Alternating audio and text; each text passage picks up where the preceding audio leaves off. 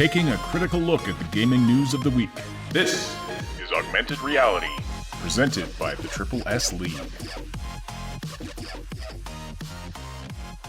Good morning, everybody. Welcome to the Augmented Reality podcast for September 14th, 2019, Saturday morning edition of the show. How's everybody doing today?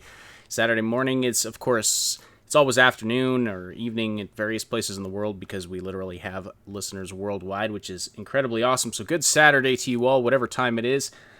Ashtonity here, as always, with Cybsidian. Good morning to you. How are you doing today?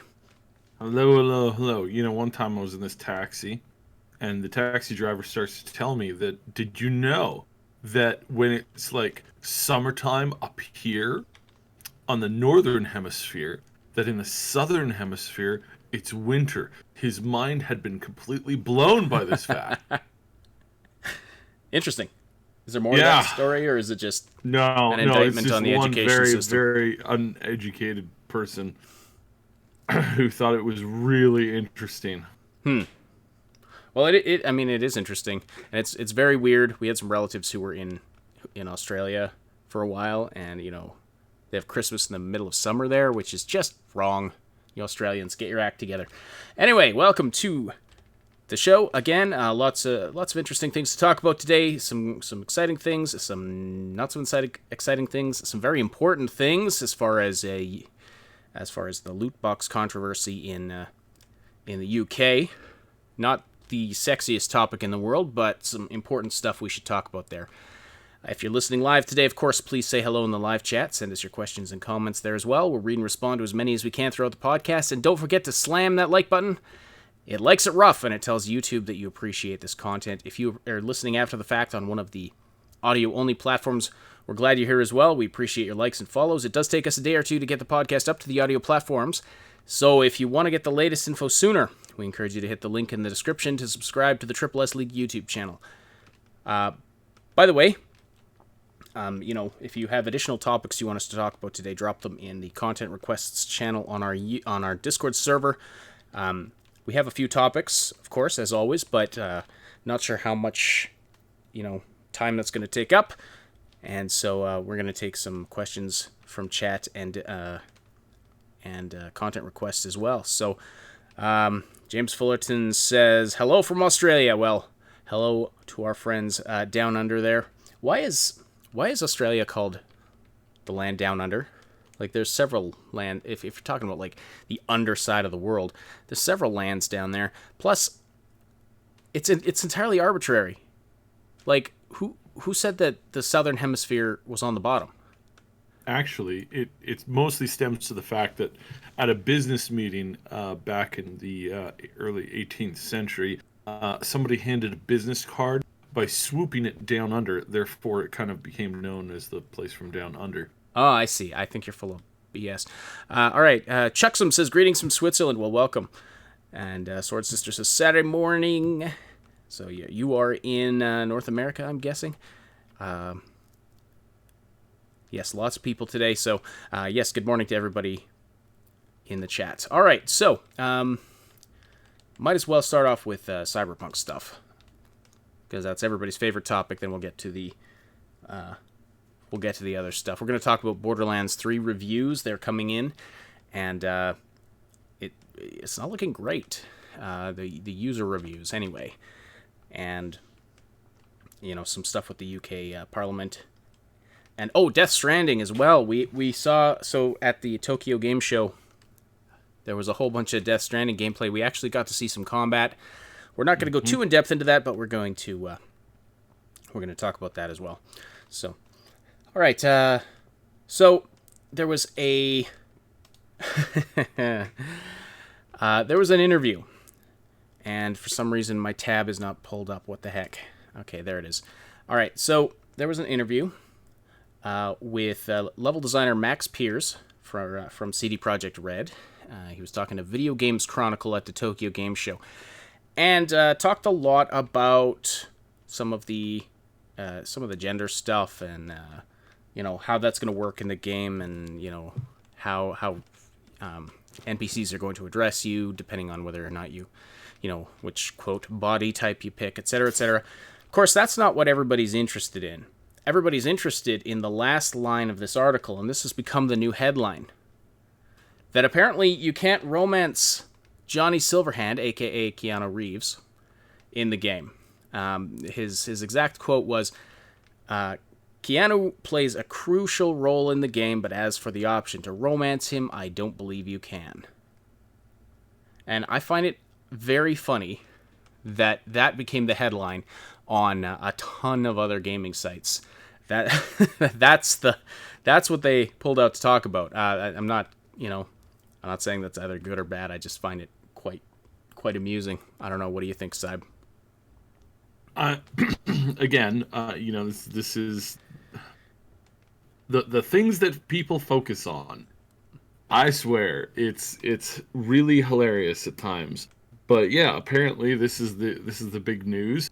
I don't know how you were expecting to be able to romance somebody who's a a digital ghost, a digital figment. Who's a digital ghost. I mean, unless I don't know. I think back to what's that one movie where was it just called Ghost or the one movie with the pottery scene? Yeah, it's that famous pottery scene that's really, really weird. I've never seen the movie, but of course that scene gets parodied everywhere.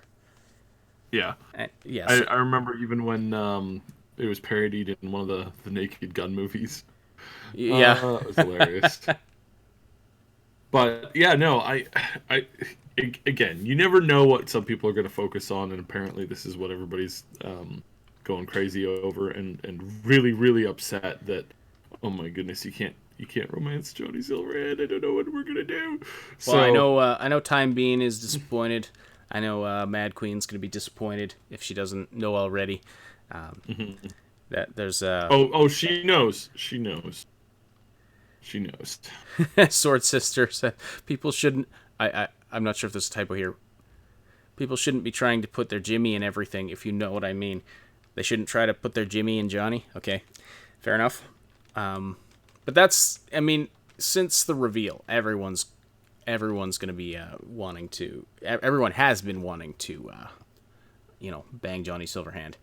And to quote Time Bean here, "No Keanu lovin', too bad. I want to stare into those cold, dead eyes until I expire." Yes. Well, anyway, I mean, I guess, I mean, being a straight dude, I can't quite relate, but power to you. But yeah, what else was going on with Cyberpunk? Oh, we had a question in our content requests from Neon Heart, a new Discord member. Welcome to you, by the way. About Cyberpunk character creation and how many augmentations can we have? Is it possible to undo the augmentation? Yes, we know it is possible to undo augmentations in the game. And as for exactly how many augmentations you can have, I mean, I don't think that's entirely clear yet, but you will not be able to augment yourself all the way to cyberpsychosis, like you are able to in the tabletop version of the game. Actually, come to think of it, I'm not... No, you can. You can do it in cyberpsychosis. You just can't do it in the Jumpstart Kit version of Cyberpunk Red. So, cyberpsychosis, if you're not familiar, there's an attribute of your character called your humanity, and the more cyberware you have, the less humanity you have until you completely remove your humanity, and you go into this mental illness state called cyberpsychosis, and this can cause you to go basically completely disconnect from being able to see other human beings as people, and this can result in people going on a rampage, like we saw in the original teaser for Cyberpunk 2077. You see the woman with the mantis blades having just killed a whole bunch of people, and then the Psycho Squad comes in. Because yes, there is a dedicated team of professionals who are trained to deal with people who have gone into cyberpsychosis in the cyberpunk world. So, there you go. So you won't be able to go all the way to cyberpsychosis. Yes, you can. You can remove some cyberware. Now, you get the Kiroshi Eye near the beginning, which I believe is non-optional because that basically provides you the user interface. Yeah. So probably can't remove that one. Yeah, there's a couple ones that are really important for the lore and the story and whatever. So I wouldn't anticipate that they, go away for for obvious reasons. But it's weird to me that people are all about this. It's like, hey, in a future where like everybody's cyborgs, the one burning question that the fans have is, how can I play not being a cyborg? It's like everybody's a cyborg. Yeah, but I want to play not as a cyborg. It's like you don't hear that in you don't really hear that in like other game types. It's like in the world of Call of Duty, you play as a soldier. Yeah, can I play as not a soldier? But no, it's about this. It's a story about soldiers. Yeah. It's like, yeah, but I really want to play. I don't want to play as the soldiers fighting in the war. I just want to play as that one dude who's like tending the field and then he gets like blown up by like a big bomb. I just want to play as him and do what? Just I don't know. Just do stuff. Well, it's not really an open world, like, live as you want game, but and you don't have that in any other things, and this is why I'm confused. It's like nobody was like, hey, oh, cool Witcher game, can I play as not the Witcher? Right, but Okay. Cyberpunk is supposed to be a very versatile RPG. Like, it's supposed to be a play your way kind of a thing, and so somebody might want to roleplay as the only non-cyborg in a world of cyborgs. I can see that. It still makes zero sense to me. Well, that's because you are a cyborg, and just not being a cyborg is beyond your ability to imagine, because we limited your imagination chip, because otherwise humanity would be completely wiped out at this point. All right. I don't believe we had... was there anything else? Oh, we have another question in our content requests channel from Ark. I've heard that boss fights in Cyberpunk 2077 will be avoidable. But how avoidable are we talking about? Could you find out, could you avoid boss fights? You could avoid boss fights in the GOT version by hacking turrets and things. Okay, so can you avoid boss fights? Boss fights are avoidable. How avoidable are they? So as far as I understand, many of the boss fights are like you have to at least get up to them, right? So I mean, you can fail quests, and there are some quests that you could fail. I would imagine there'll be a few that you can fail before the particular end of the mission, so to speak. But I really don't think that that's going to be a that's going to be like that. That's going to be most of them. I think you're going to fail at some point. While for the ones that do have boss fights, not all missions have boss fights. But I would imagine that would again probably be one of the points. Right. So I think boss confrontations are supposed to be an actual confrontation. And that or like a roll on basically your conversation skills and the ability to like interact and what have you. So yeah. So you might talk your way out of a situation. You might be able to, manipulate your way out of a situation. You might be able to, you might be able to work around actually fighting the boss. Of course, there's always the option of avoiding certain quests. But if you're talking about like the unavoidable main quests, it just sounds like there's going to be options. But correct me if I'm wrong, Saib. I believe we talked earlier about how there will be some boss fights that are not avoidable. Is that true? Or am I misremembering that? No, that's what I'm saying. Is like most of the boss fights are unavoidable. The boss encounters, but the actual fights, like all cases you actually fight them. They claim that you're going to be able to go 100% not being forced to kill anybody. Now that's not being forced to kill anybody. I don't know what that means about. I don't know how far that goes with being able to. I don't know how far that's going to take it from being able to avoid the fight completely versus like being forced to get into a fight. And then, as we saw with Sasquatch, you bring Sasquatch down and then you can finish them off. This is what I believe they meant for a good portion of the game. And some people are going to be upset about that, but it's like, if you avoid too much of the game and allow people to just skip past too much of the game, you're looking at bringing the game down from like, 50, 60 hours of gameplay, or, for somebody who's, likes to check a lot of stuff out, do a lot of side quests. I mean, if you really allow people to just do whatever, then what's preventing them from taking the game down to like a 45-minute game? It's like, oh, hey, boss, we got this mission. I'm gonna skip that mission. It's pretty important. You want to take? No, I'm just gonna like show up. Okay, done. No, I'm calling it quits. Okay, all right. Well, we got this other mission here. Oh yeah, no, I'm not gonna do that one either. Just gonna walk up and then turn around and walk away. Okay, fail that mission too. All right, so we got this other mission here, and oh no, I don't want to do that mission either. It's like. Well, that is essentially what speedrunners do. But yeah, you're right. I mean, like, for your first casual gameplay, I mean, I doubt that a lot of people are going to do that, are just going to go and skip everything. But I mean, you're right. Like, if there's a difference between a non-lethal playthrough and a non-combat playthrough, like a completely passive playthrough. Completely passive playthrough may not be possible. Yeah, so because you can, like, you see the scene where you fight Sasquatch there, you have the option to finish her off or let her live. At the end, that'll probably have story consequences. But I wouldn't say consequences, I'd say impact.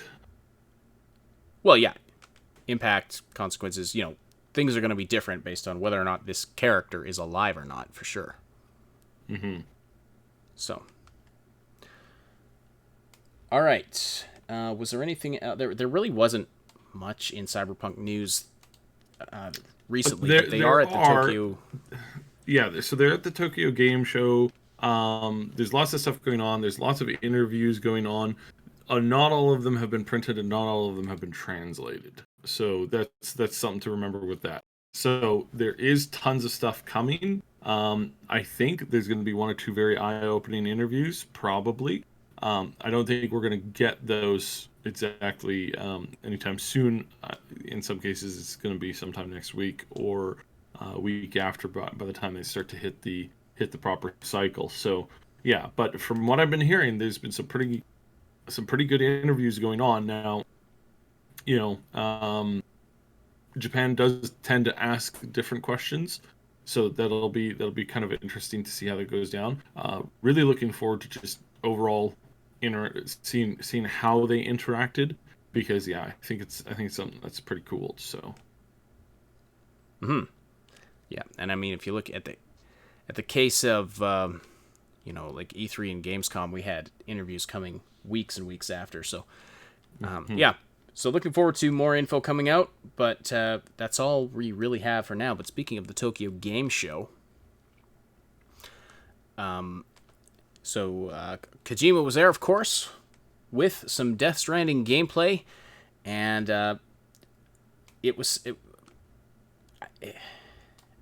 always raises more questions than answers when we see gameplay from this game, and I believe Kojima was even quoted as saying, "I don't even understand what this game is about." Recently, like I don't know the context of that, so take it with a grain of salt, but I saw somebody quoting that. Anyway, so it's still... I have a lot of concerns about Death Stranding, not going to lie. The majority of the gameplay that we saw was a lot of walking. Just a lot of walking. And if that's going to be the majority of the game, that's not very interesting to me. Now, we did get to see an extended combat sequence during the live show at the Tokyo Game Show. And we thought about putting up some of the visuals here, but decided against that for today. But we can talk about it a bit. We have Norman Reedus' character comes up to this place where his sensor his sensor that goes off whenever the dark creatures are in the region, that starts going off like crazy, and then you see some weird floaty people. I don't know if they're dead people or what. They're enemies of some kind, and they have like these weird black cords coming off them. They're floating in the sky. He has like this thing he shoots that's like a rope with two weights on the end that like wraps them up. And anyway, he gets pulled into the ground by a couple of creatures, and then suddenly the world is all like half full of water and everything's floating, and then there's this big monster that he's fighting, and he's like throwing explosives at it to fight it. Now the combat itself was kind of interesting, but still there was just so much. It's like, what the hell's going on? These like white human shaped these white, like pure white human forms are popping out of the water at one point. They're tossing blood packs to him, and it's like, what is going on in this game? But it's just a mind bender. But the combat did look kind of interesting. But yes, I'm concerned about what this game is going to have to offer in terms of actual interesting gameplay. Like the story is interesting, but I don't want to be walking for 10 minutes through empty terrain in order to get to the next story point. I want to have interesting stuff to do. And I mean, having that ladder thing that we've seen, it's a cool mechanic, but how useful is it? What else is there to do? Like, if that's now, so and this brings, there's a lot of things to go over here. So first thing to go over is that what you do in this world is can be left behind for other people. So you might set up a ladder or a way to cross a ravine or something like that that I don't have, but I can walk up to where you put down the ladder and see your ladder. Okay. So it's kind of like a little bit like oh darn, what's that crazy hard game that everybody plays online? Anyways, it's kind of like there's some other games that emulate this thing where it's like you can leave stuff in the game even though it's kind of a single player game. You're not teaming up with anybody, but you can see stuff that they do. You can leave notes. You can leave thanks and stuff like Dark Souls. Thank you. I see. Okay. It's a little bit like Dark Souls in how they're doing that. That's the rope. Not only that's the rope to other players. That he rope and stick. You got to remember it's rope and stick. Second of all, this is moving towards the concept of how and why we are seeing this move to the PC as well, is because this is not a typical game that people on the PlayStation play. This is not your stereotypical game when it comes to the PlayStation crowd, which is why from the very beginning I was looking at this going, oh yeah, this is totally not going to be locked down to the PlayStation, because there's a very small audience for this. There really is. It's a big audience considering that it's going to be Kojima. Because it's Kojima, there's going to be a lot of people who are going to pick it up, but a lot of people were expecting this like I don't know, basically like Metal Gear 2, just with like ghosts and stuff. And this isn't exactly what that is. This is more about like adventuring, communicating, leaving stuff for others to find, interacting. It's all kinds of stuff that's there. And this is much more like, again, this is much more like the the kind of like explorer survivor games that you have a lot of that's really popular right now. It's almost Minecraft-y in a couple ways as far as like the getting out and adventuring and exploring kind of concept, and it just keeps on going. And so there's a lot of things that some people are like, oh wow, why is this like this? It's like this because this is not a game type that you've seen. And if you've only ever played on the PS4, like only ever played, this is a brand new game to you. You have never seen anything like this before, even though we have like, half a dozen games that are very, very similar in gameplay type as to everything else that's currently on the Xbox and on the PC.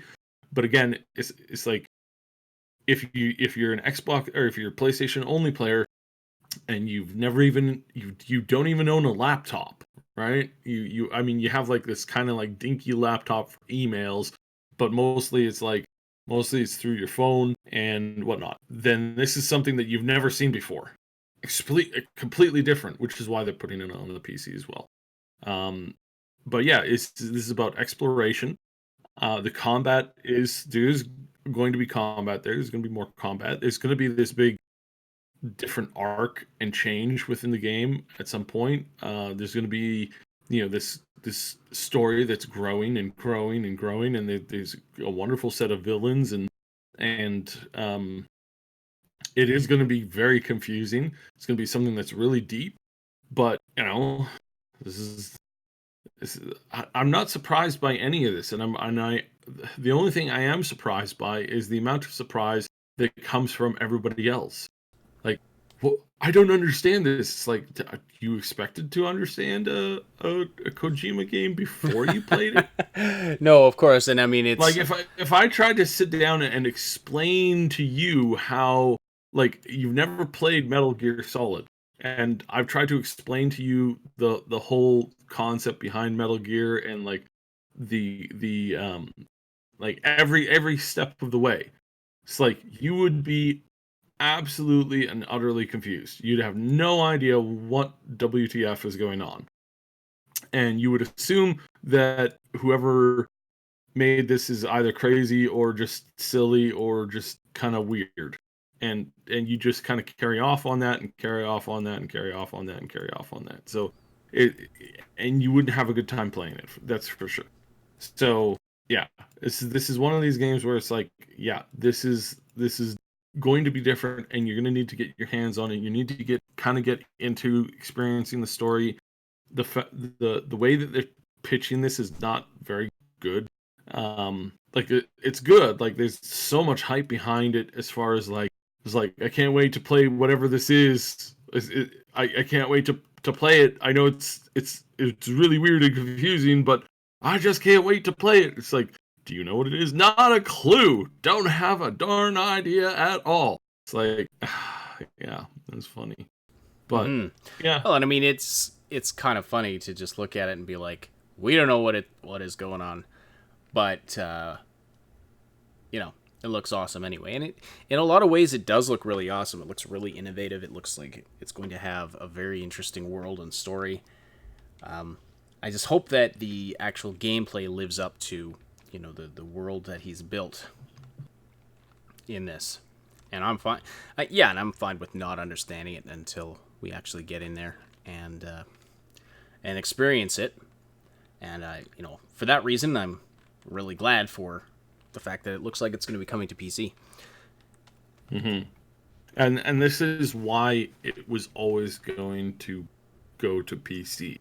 The minute I saw this the very first time, I was like, yeah, this has got to be a PC title as well, because they're going to be cutting themselves off at the knees as far as like who's going to be buying this game. And Sony I don't think they have the money to be like, oh, and by the way, here's an extra $300 million to not let this thing get onto, the PC, where both ourselves, our company, and your company will not make very much money off of this title at all. Right. It's like that's just stupid. But are we looking at a new subgenre of game here? Are we looking at like a completely new experience? Like not really. You were saying this is not something that has been seen on the PlayStation 4. But like, It's never been seen on the PlayStation, period.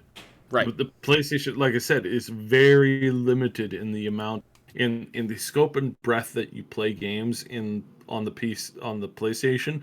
They're not as wide reaching as the Xbox, and definitely not as wide reaching as the right, PlayStation. fair enough. But I as the mean, like, if PC. you were to compare this to an existing game, like, what's the closest comparison in terms of the style of the experience you're going to have playing Death Stranding? What's the closest match that you can think of? Well, there's not a singular closest match. It's like Minecraft meets Dark Souls meets Final Fantasy meets Metal Gear Solid. Right. So that's what I mean. Like, you know how Dark Souls, and Bloodborne, like, they created their own subgenre that's often referred to as a Soulsborne. I'm wondering if we've got something similar here, with a different. Maybe there's aspects of it that we've experienced before, but we've never experienced it packaged like this before. If it's going to be a unique enough experience, that maybe one day we'll refer to this type of game as a DS-like or something like that.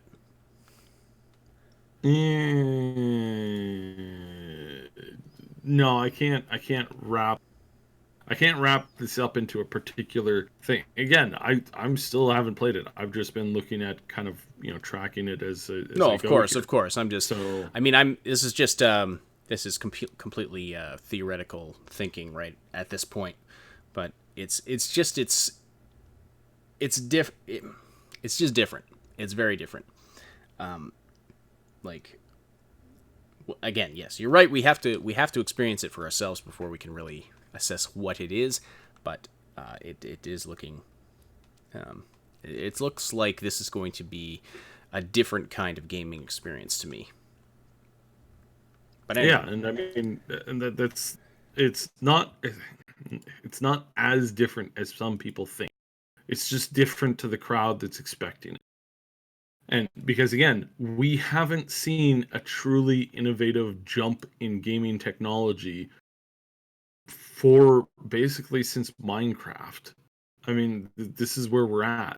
Everything else has more or less been there, done that, tried that, altered that, just haven't, that's just the way it is. And because, yeah, like it's really hard to explain to people that their experience with gaming is a lot more limited than they think, and that's basically what console players have been stuck in for a really really long time, and they've very rarely have they gotten out. Now Kojima is starting to challenge that, and you see this reaction of people going, "I don't know what's going on."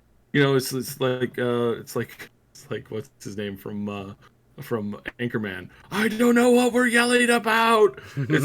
That's basically what this boils down to, is that at some point this is just out of the scope of understanding that some people have, and they're going to have a really hard time with that. And again, that's fine, because this is what PlayStation needs in order to stay relevant. Mm-hmm. So you're saying that Kojima loves Lamp? yeah. Yeah. Okay. Basically, Kojima loves Lamp. Max Darrett, thank you so much for the super chat. He says, I can explain what's going on in Death Stranding if you want. I'll bet you can, if anybody can. Yeah. Thank you so much.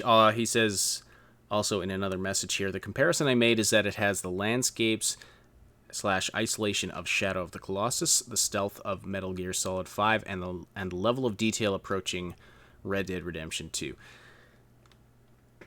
So you have a video on that? I might check that out if you have a video on that. By the way, it's also going to have the story complexity of the previous Metal Gear games, where it's like, wait a second, there's this dude, but is he this dude or is he that dude? Or wait, there's clones of him, and like, how does he get around from? Wait, what are the stories in order? The stories are not in order. You mean Metal Gear 1, 2, 3, 4? They're not in actual order of the story. Oh, what? Wait, what? And so it's all over the place. It's just constantly jumping lore around. is confusing, almost to the point of Five Nights at Freddy's confusing. But anyway, shout out to Max Darrett. Check out his channel. He's a great content creator. All right. I guess we should move on to a couple other topics here, but if you... we appreciate all of the conversation in the live chat. If you want to keep it going after the live broadcast, welcome you to join our Discord community. You can find the link in the description below. It's a place where you can chat with us and other Triple S fans about all the things we love to talk about and stay up to date about everything we're doing here at the Triple S League. Click the link below to join and be sure to say hi to us in the welcome channel. Content updates have been a little slow lately just because I've been dealing with a nightmare with this tooth/dental situation, but that should be taken care of. Well, it should be partly taken care of this week because I got a new dentist and they gave me some nice painkillers, so that will definitely help. And also, it should be finally taken care of next Friday. So I'm excited about that because this has been disastrous. But yeah, still playing Greedfall and still quite enjoying it. Jamie's also playing it, and so we'll bring you our final thoughts on that once we reach the end of the game. Don't know when. I started getting into Greedfall. Haven't been able to play as much as I wanted to. Been super busy. Yeah. As always. Yep. And I gotta say, I heard a lot of negativity. I've heard a lot of negativity about it. Like I said, that the vast majority of the negativity is completely made up. Not even funny. It's kind of disgusting how much this stupidity is basically just made up. Sorry, just reading the chat here. Everybody is having a good time with my dental situation. Thank you for your kind words, everyone. And yeah, Time Bean says Ash is actually floating above his body right now. That's right. I'm just up here watching myself do the podcast and being like, "No, you idiot, do it differently." But yes, Greedfall. Most of the what kind of negativity have you been hearing? Most of the reactions I've seen have been very positive. The biggest complaint being just from a lot of places. I heard somebody who went on a big old rant saying how garbage the game is and how it doesn't match up to anything, and their comparisons were one AAA game, then another AAA game, then another AAA game, then another AAA game, and they're saying it's because it's and they even say, well, look, I know this isn't a AAA company, okay, I get that. And it's like, then why are you comparing it to it? Well, because it's $50. It's so expensive. It's like, I literally had to dish like $120 out for Anthem. So no, and again, I don't understand. There's a lot of people who are walking around saying a AAA game is $50 to $60. I'm like, are you kidding? It hasn't been like that for like 5 years. Like, most games coming out are like 70 or 60, like between like 60 to $100. Oh, and now, depending on like and counting the fact that most of them have like freaking day one DLC content and day one like buy this, buy that, buy this, buy that. It's like, guys, come on! This is absolutely not even close to a comparison on cost. So slow your roll just a little bit. Calm down. It's not the end of the world. You don't have to freak out. You're not a child. So, calm yourself down and maybe kind of give it a little bit more thought before you go on a freaking rant for 3 hours. Sorry, I'm a little annoyed. Yeah, I can tell. I mean, I think that now I'm not a fan of the style and the location and like all this stuff. I'm not actually a very big fan of it at all. I'm enjoying the game. It's not as terrible as everybody says. I'm not a fan of the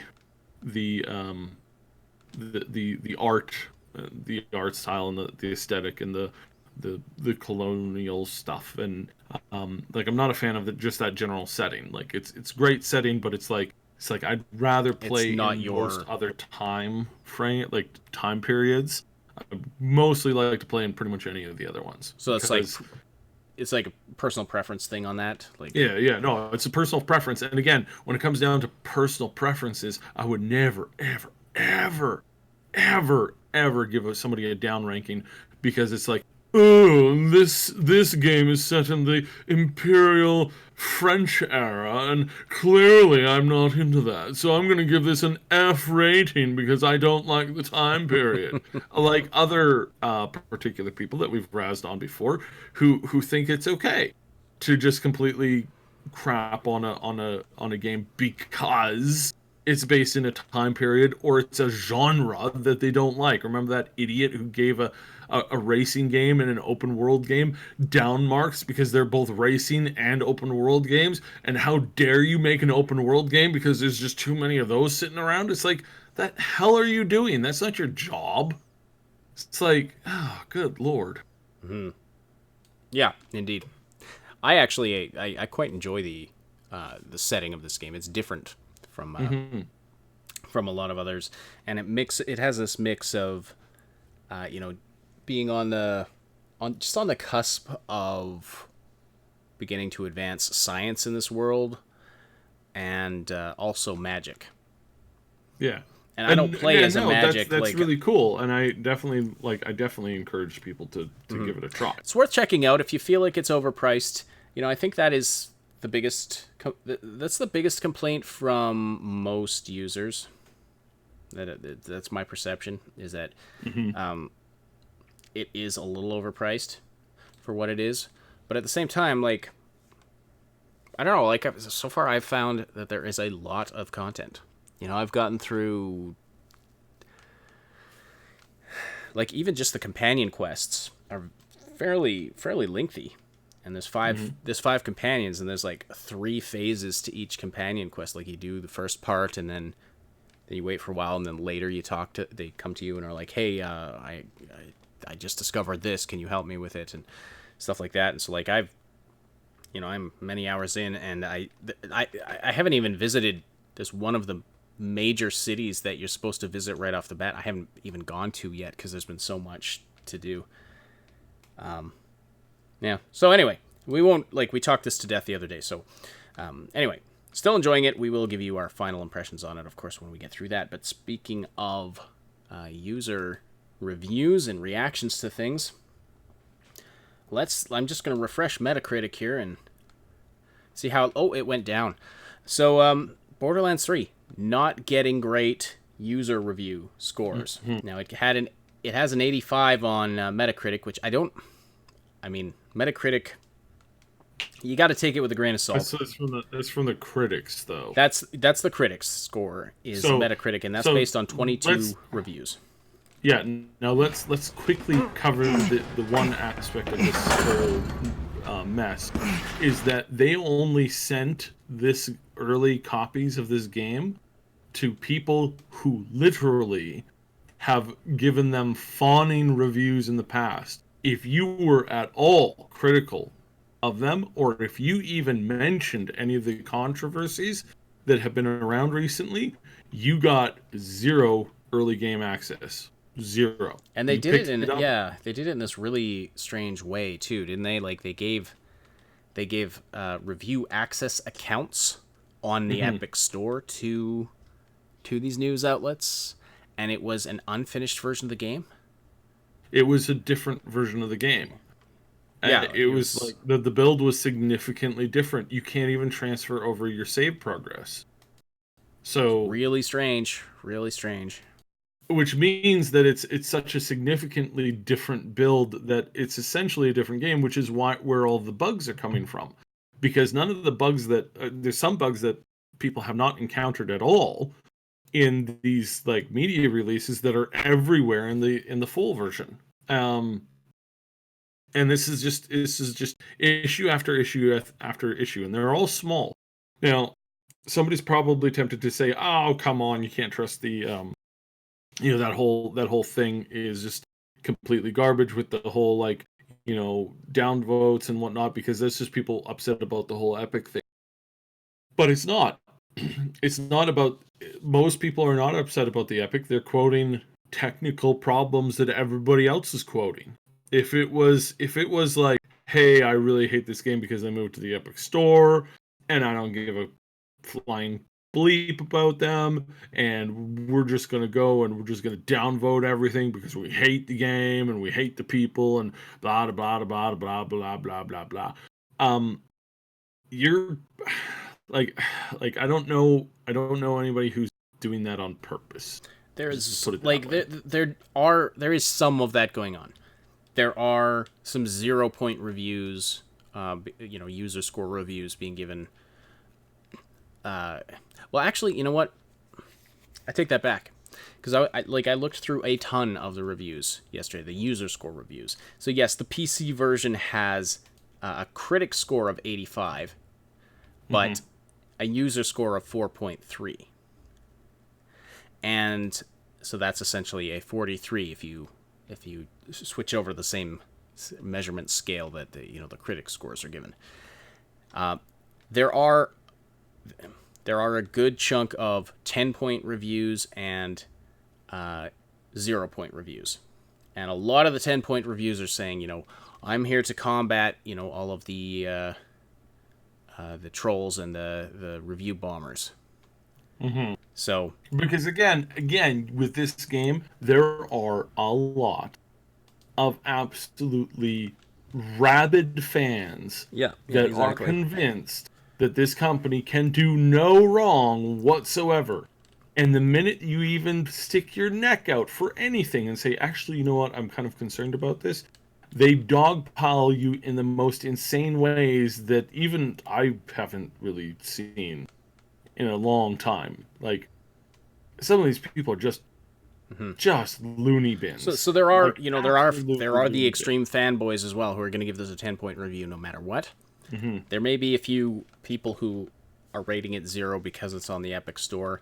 I honestly did not see a ton of that, though. In terms of when you read the actual user score reviews, they're citing terrible technical problems, like bugs, bad performance, bad optimization, that kind of a thing. That's the biggest thing right off the bat. The second biggest thing that I saw was that the game is dull. It is basically, a lot of people were saying this is just Borderlands 2 all over again. There's nothing they've added. There's nothing, like, this could just be a Borderlands 2 DLC. And the third biggest complaint I saw was that it's full of microtransactions. And I haven't really looked into, what those are and how invasive they are, but I did see that mentioned quite a few times. So, but what I did yesterday is it was sitting at about a 4.5 yesterday. It's at 4.3 now. But yesterday, when it was sitting at a 4.5, I actually went through. There were just under 500 reviews, and I went and counted all the ones that were not a 0 or a 10. So I stripped away those extremes, and then I calculated the average because apparently I have too much time on my hands. Anyway, in doing that, stripping away all the 0-point reviews and stripping away all the 10-point reviews, it bumped the user score up 1 point to 5.5. So still not great. And again, I will say that, not all of those 10-point reviews and 0-point reviews are going to be unjustified. Because, like I said, you look at a ton of the 0-point reviews, and they're saying, I'm not basing my review on the fact that this is epic. I'm just saying, it's bad for these reasons, X, Y, Z. These three things that I just listed. So yeah, that's interesting. It's interesting. I was not expecting this to be a game that gamers would not receive well just on its own. Like, the Epic Store controversy and the Submato thing, and there were a lot of controversies surrounding this game, but I was expecting Gearbox to deliver a good game and a new innovative Borderlands experience, and it looks like they have not done that. Somebody was asking in the chat about if it's just the PC version has a bad score. The PlayStation 4 version, the score is a little higher. It's 5.2, based on much fewer ratings. But 5.2, that's the average based on 262 ratings for the PlayStation version. The PC version is 4.3 based on 690 user score ratings. Now, the PlayStation version does not even have a critic score yet because there's only 2 reviews in. Mm-hmm. And this is part of what Cy was talking about. The review copies of this game were handed out very stingily, and it was only the PC version, I believe. It was given out. And only to very, very select outlets as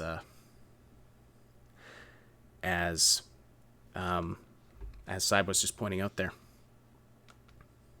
So it's interesting, that's for sure. Mm-hmm. This whole thing has been very like bizarre and weird. So your boy JC says, I saw a glimpse at what the microtransactions were when watching UEG play, and so far they, from what I saw, are all in-game, using in-game currency. So, okay. I mean, again, I have nothing to go off of myself. So, I mean, it could very well be. Could be that maybe somebody was griping about something that they didn't understand, or they just heard, oh, it's got microtransactions, and so they griped about that in their review without actually playing it. That's the fun thing about this game not being on Steam, is you can't verify if the reviewers have actually played the game and how long they have played it for. That is one really nice thing about looking at Steam reviews. All right, but anyway, that's Borderlands 3 news. So, yeah, overall, I don't think, I don't think the game is going to be as good as everybody's thinking, and I don't think it's going to sell as badly as some people are hoping. yeah. I think it's going to sell well, and I think that people will be slightly annoyed at some point. And that's about it. Mm-hmm. Well, I think I think it's going to sell well, although I doubt it's going to sell as well as it would have if it had been a broader release. But also, yeah, I mean, if it's getting bad user reviews, that is going to kill the sales when it does come to Steam. It's surprising, though, because they added these different planets and things, and people are saying, oh, this is just a rehash of Borderlands 2. Like, nothing feels different. So, I mean, again, it's surprising, and I have not played it myself. So, I mean, I can't comment on that firsthand. We're kind of... Yeah, no, we're really commenting on the outside issues. We're not actually commenting on the game because we haven't played it. And for the most part, I don't think we will. I'm definitely not going to be playing this at all. I'm going to avoid this one, mostly due to the fact of what happened with, really what happened with Submato. Also the fact that there's some other issues going on here. There's some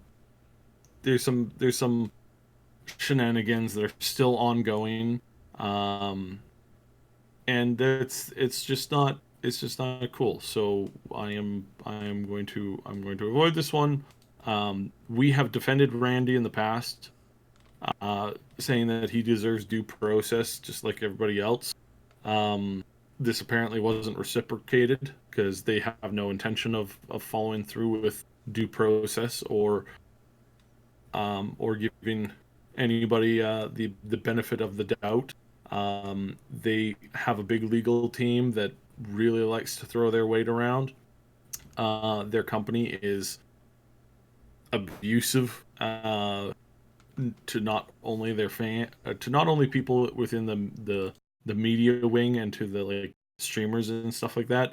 It's made very clear that if you screw them, it's like It's like you ever meet one of those people where it's like, oh, this guy looks like a good guy, and you're like hanging out with him, and everything's going great, and then he takes you to the back room, and it's like, now, just so you understand, if you do anything to screw with me, I will bury you. And you're like, funny joke. And then he's like twisting your arm. He's like, I'm not joking. You will do what I tell you to, or I will bury you. And you're like, what? Okay. How do we get from talking about what we were talking about 15 minutes ago and this, because you're kind of scaring me, and seriously, dude, what the hell?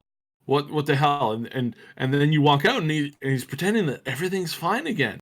But every once in a while he just leans over, and like when nobody else is looking, he just gives you like, he like draws the line and get across his neck, and like, or shows up one day and shows you a little Polaroid picture of your mom's house with your mom standing, washing dishes, and you're like, this is getting very what elaborate. the hell? It's like, yeah, this is what the studio is.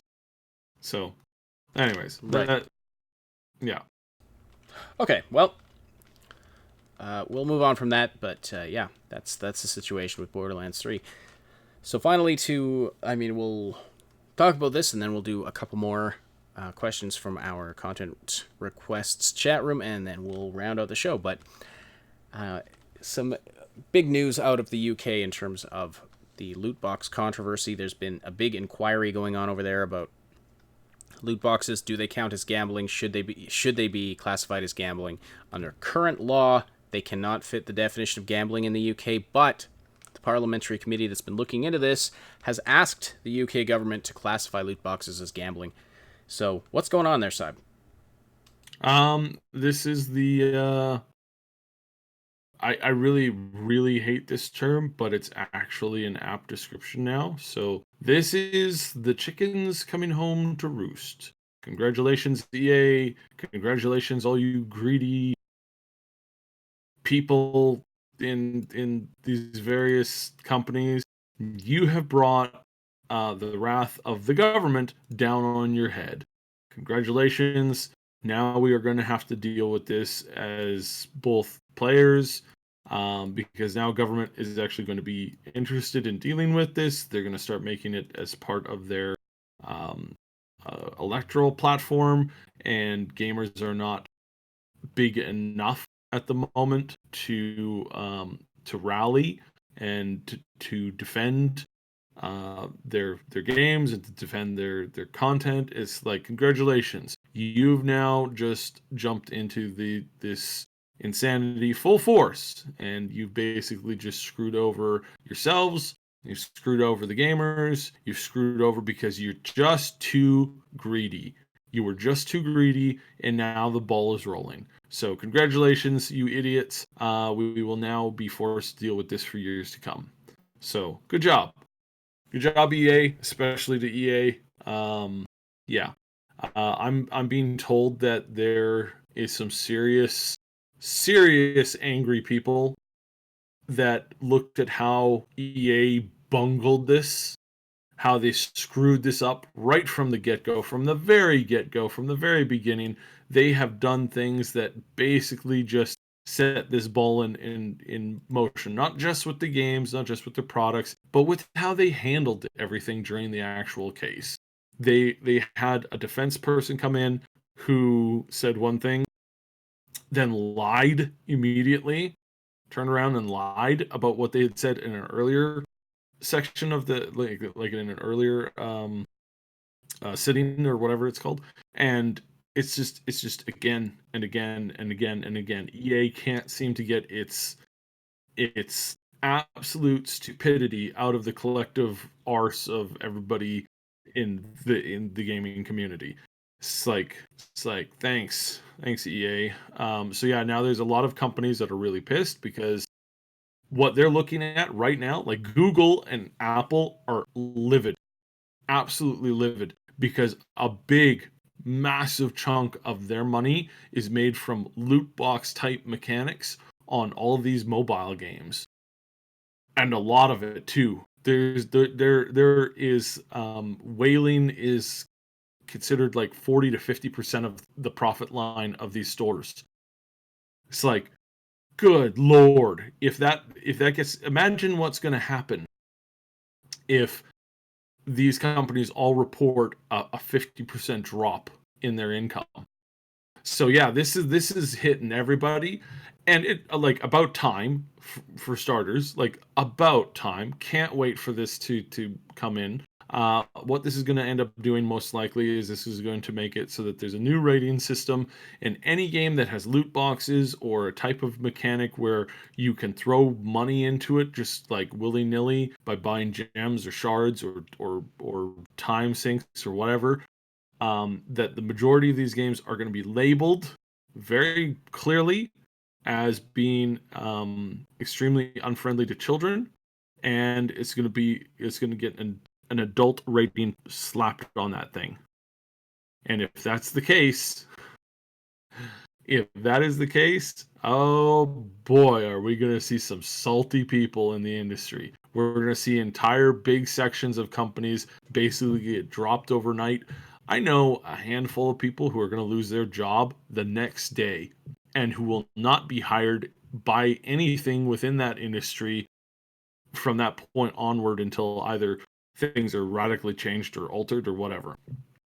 And again, it serves you right, you greedy sons of bees. Like, and that's an insult to your mothers, by the way. That really is an insult to your mothers. So, yeah, these disgusting people who walk in and say, "How can we make a bunch of 12-year-olds steal their parents' credit card, enter it in, and blow through three to four grand in their account, or max out their credit card of like 10 grand?" It's like, how can we arrange for this to happen? Like, congratulations, you are the scum of the earth. Just above just above like some of the hard criminal, the R word, the M word, and all that other stuff. I'm trying to Google censor. But yeah, no, congratulations, you absolutely insane idiots. Ugh, it's disgusting. It's disgusting. So disgusting. But yeah, that's what we're looking at essentially. So congratulations, EA, you did it. You've single-handedly ruined your golden egg. Yeah, now golden goose. Your golden goose laying the golden egg. It's like, congratulations. You could have had some scruples. You could have done something to fix it, but now you've woken it up, and so this is going to take a few more years.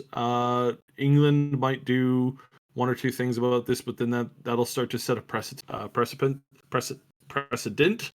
and then that'll start to spread from one thing to the next, to the next, to the next. Whether it's countries, gaming, whatever, eventually it'll catch on. And again, if it plays well during election time, this might become a massive issue in the States. Yeah, so we'll see how this goes, because this is truly game changing as far as this particular side of the industry goes, and I hope so. I hope they remove DLC, and everybody goes back to making actual expansions. That would be kind of cool, or making skins and just selling skins for straight up real money. It's like, you want the skin, $20. You want that skin, $20. Yeah. And it'll be interesting to see how Apple and Google and all these stores, Epic, how they say, "Oh, we're not interested in adult only games.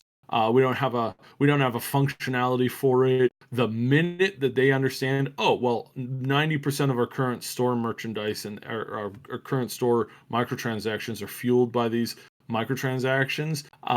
The second that happens, they're gonna make an adult section of their gaming system the next day. It's going to be, oh, well, now we've decided to make an adult gaming section. It's like, congratulations for being absolute hypocrites.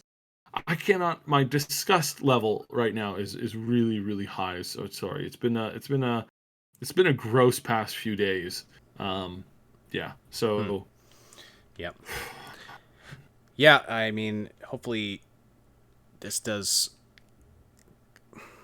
The thing that troubles me about this is there's always unforeseen consequences when and laws we're get gonna involved. get them again. We've never been in favor of government intervention on this because again, you will see the way that some governments enact this is the same way that they enacted gambling. It's like, okay, well, we don't want people to be, investing so much money that they become broke and that they can no longer support their families because turns out that that's really really bad for like just society in general. It's like you start just losing money left, right, and center. You know what you know the type of environment that you want to build for your country.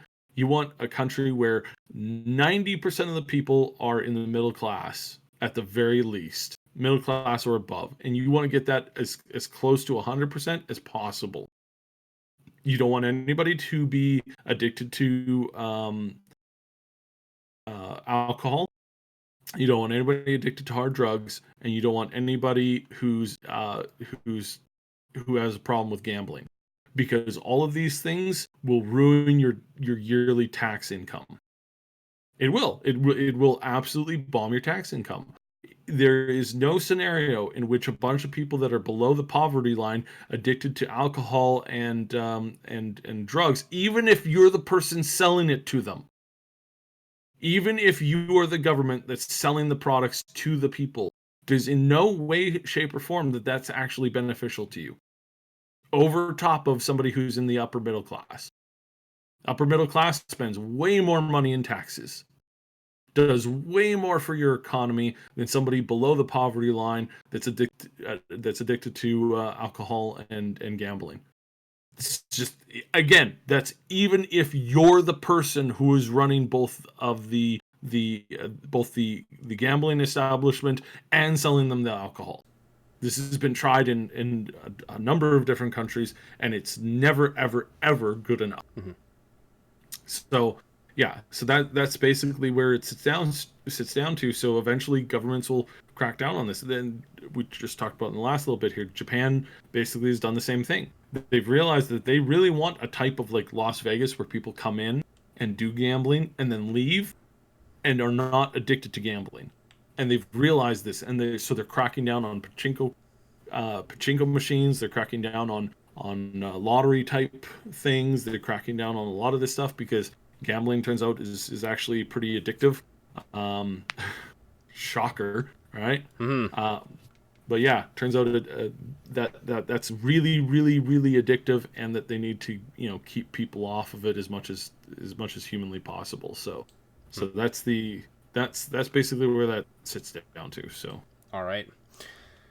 We will definitely be keeping a close eye on that because it could impact the entire games industry in a big way. So we will update you, of course, when there's new info about it. A couple other things from our content requests room.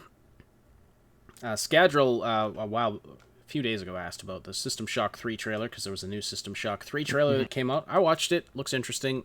I have no idea what it's about because I'm just not familiar with the System Shock franchise at all. So I unfortunately can't comment really. it's early like Cyberpunk concept, rogue AI, that kind of thing. Yeah. Unfortunately, it is not. It really isn't, the new game is not going to be something groundbreaking. It's like having it's like Star Trek Next Generation having an android on their ship, and everybody was like, "Oh wow, that's so amazing!" And if you were to like make a new Star Trek show and go, "And hey, by the way, there's an android on this show," people be like, "So what?" It's exactly what we have going on here with System Shock. And I really hate to say this, I really do. A lot of people think that this is going to be one of the biggest games of the next generation. It's not. I'm sorry to burst your bubble. I really don't want to be the one to mention this, but this is going to be a decent game with a decent story, with kind of okay-ish gunplay. It's going to be hardcore FPS. There's going to be very little to no character development. The storyline is going to center around a rogue AI. That's about it. Sorry to burst your bubble, but I mean, it's going to be a good game. right? But it's not going to be what some people are imagining it to be. Okay. All And right. and again, this comes from a place of like, I don't know why people are expecting it to. They're like, oh, the original System Shock was groundbreaking. It's like, yeah, it was. It was very groundbreaking at the time. This is basically just a remake. Like, this is just a fancy, basically new version of a rogue AI doing horrible things. And again, you could probably pick up 30, 40 games on the Steam store that have this basic premise, and some of them have a lot more interesting gameplay. So, sorry. Okay, and then XMax asks, any idea why Code Vein was delayed for a year, and what has changed since the announcement? I'm not seeing that much of an improvement compared to the footage from before. Of course, just because it's not visible doesn't mean that it's not there. So, anything to say about that? Um, it's one of these things that again, it's like this is I don't know what you want to. I don't know how you want to like generally approach it. This is going to be all right. I love the aesthetic, right? The anime meets like, you know, damn it, I forgot the name of that game series again. Dark Souls. It's basically like anime meets kind of like a Dark Soulsy kind of thing. Good gameplay, uh, interesting characters for the most part. If like if you're into anime at all, expect some halfway decent stuff. It's looks it's looking okay. I don't think it's gone downhill in any way, shape, or form. So that's don't worry about it going downhill. I don't think this is going. I do not believe that this game has gone downhill. Um, but and it's pretty decent. So I mean, it depends your style. If you're into kind of like the vampire anime-ish thing, then this is going to be a great game. Probably one of the best of the year. But because I've not heard anything about this going downhill. Everything seems to be moving pretty much right along. Yeah. So. Okay. Yeah. All right, and then finally, Vampire the Masquerade Bloodlines 2. Bagheera asks, anything new with that game? I would have thought we'd have a release date by now since it's supposed to come out approximately the same time as Cyberpunk 2077. Still coming out in March, as far as what I've heard. So there is a release date, or at least a release Well, month. no, there's a release month, and this has been around for quite a while. They announced March 2020 quite a while ago, so March definitely. Don't. Okay, so other than a couple of like general like updates this in the last week here, we've had a new faction outline. We have a new dev diary that's come out. Again, it's looking really solid. Nothing particularly of too much interest to mention or to talk about. So nothing super worth mentioning, at least not on the podcast. We haven't seen too much new gameplay. I believe they have put up a new gameplay-ish video, I think, in the last like month and a half or so, but that's about it. Okay, so it's trucking along, still looking like a March 2020 release, Yeah, but not yeah. not much to say about it right now. Okay, fair Um, enough. let me just, because this seems to be coming up fairly often. We will not be seeing very many, if at all, in the coming future. What we are seeing, generally speaking, is that games are not being delayed anymore. Not anymore, but it's your delay. Games would right now, publishers would rather you ship the game and then fix it than to delay the game and then to release it, because in most publishers' minds, that having the game delayed is actually more negative than having the game release with a bunch of bugs and then they fix it about a week in or so. Just as far as like the development cost, would you rather have a couple of negative reviews or fund the company in full on production mode for another like 6 months? It's like, that's basically what it boils down to. So they're trying to get a control on this. A few years ago, delays were all the rage, right? It was all delay, and we got so used to hearing and seeing about constant delays that it became basically a fixture of life, and that's very understandable that there's some negative feelings associated with that. But unfortunately, there's not much else that we can. It's just not been that way for a while now. So, yeah. So we'll go with that. We'll go with that. All right.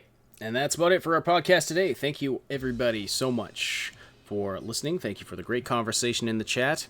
Thank you for supporting the show by listening live or after the fact. Don't forget to slam that like button before you leave. If you haven't already, we would really appreciate that. Also, subscribe for all kinds of content. And hit that notification bell. It looks like YouTube is looking at, the percentage of people that hit the notification bell. That's one of the metrics they're looking at now. So please do that. That would be great to help the channel. All right.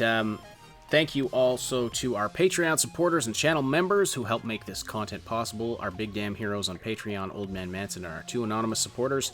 Channel members: Captain Dammit, Jason Cropper, Mr. Padzernick, Jer Schultz, Game Notes, Paul Young, and Night City Punk.